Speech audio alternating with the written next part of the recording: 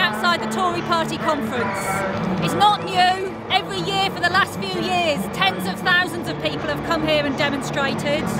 But I think, from what I can see, this is the biggest year yet. And it's because we are not prepared to accept another 5 years of Tory austerity.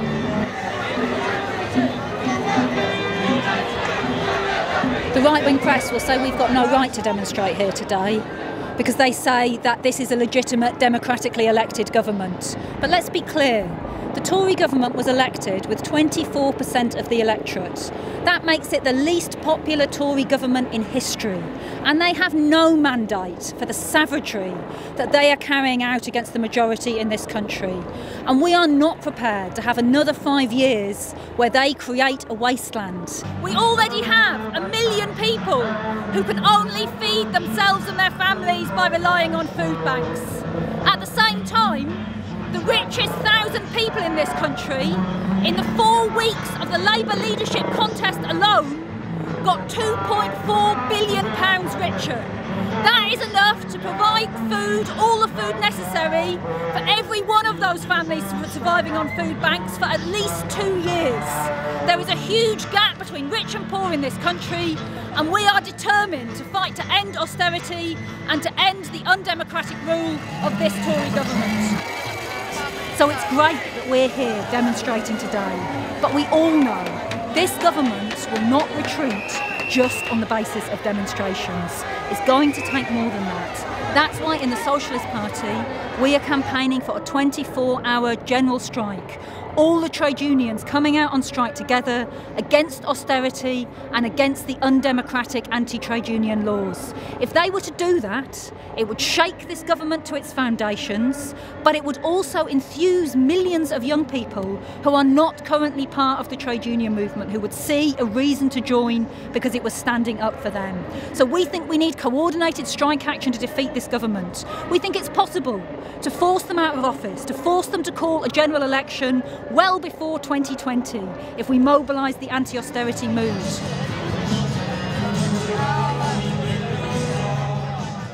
Fantastic turnout here in Manchester, making it clear to these Tories that if they thought we were going away on May the 7th because they've got a fluke victory with less than 25% of the electorate voting for them, then think again. We're here fighting for our heritage, fighting for our welfare state, our national health service, decent housing, decent jobs and a future for our kids.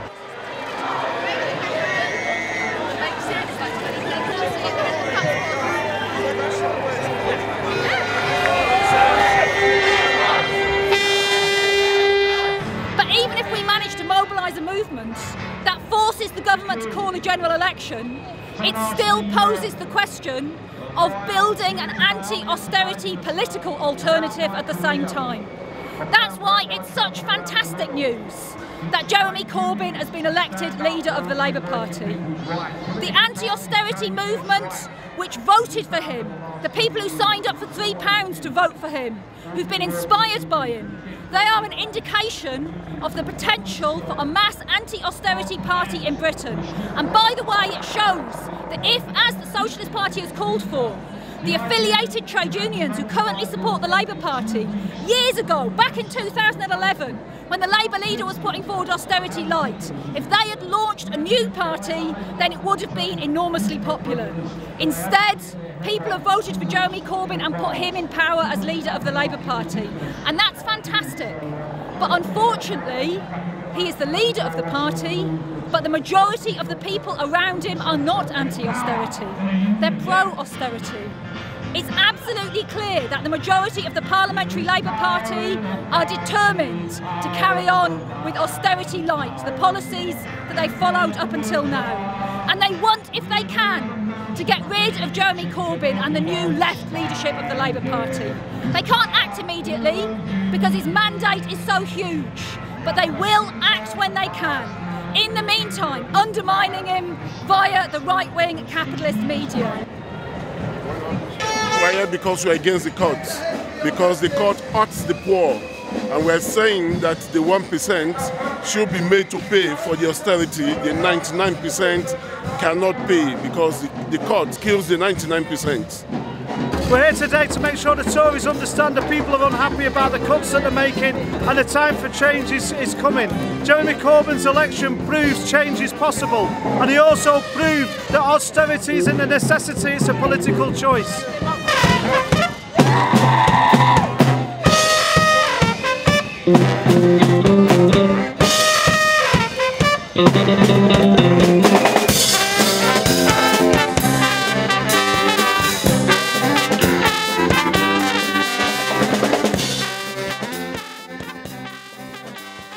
It's not just about a few Blairite politicians.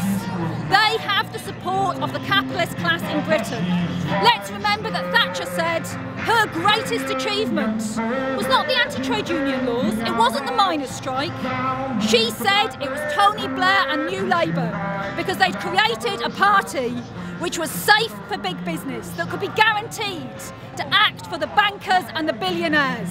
Jeremy Corbyn's victory puts that into question, because now there are effectively two parties inside Labour. On the one hand, Jeremy's anti-austerity party, and on the other hand, the Blairite, right-wing, pro-big business part of the Labour Party. And the battle is on for who is going to win. We need to mobilise an anti-austerity movement in support of Jeremy Corbyn, not just inside the Labour Party with its undemocratic structures, but also outside. We suggest that Jeremy immediately calls a conference of all of those of us who oppose austerity, nationally and locally, the unaffiliated trade unions, the Socialist Party and so on, to begin to build that anti-austerity movement. It also has to be done at local level. Next year's council elections, then we will see a few, we hope many, councillors standing on an anti-cuts policy as Jeremy Corbyn has called for. But unfortunately it is clear that the majority of Labour councillors will continue to support austerity. We say those inside the Labour Party have to fight to reselect those council candidates. Get anti-cuts Labour candidates, and we will then fully support them. But where it is Blairites and pro-austerity councillors standing, then we are in favour of the trade unionist and socialist coalition standing on an anti-austerity platform against them. So all of those things are what we need to do to build an anti-austerity movement. Today's demonstration is an important step in that direction. We would also add that in many ways, the best thing about Jeremy Corbyn's tremendous victory is that it has put socialist ideas back on the agenda. I've been giving out socialist placards today. We've got different signs with different slogans. The most popular is fight for socialism, especially amongst young people. That would never have been the case in the last 10 years. It's the case now because young people understand capitalism isn't working, they're looking for an alternative system, and Jeremy Corbyn's victory is beginning to popularise socialist ideas. We believe to fully implement socialist policies, it means not just a £10 an hour minimum wage, not just free education, vital as those things are.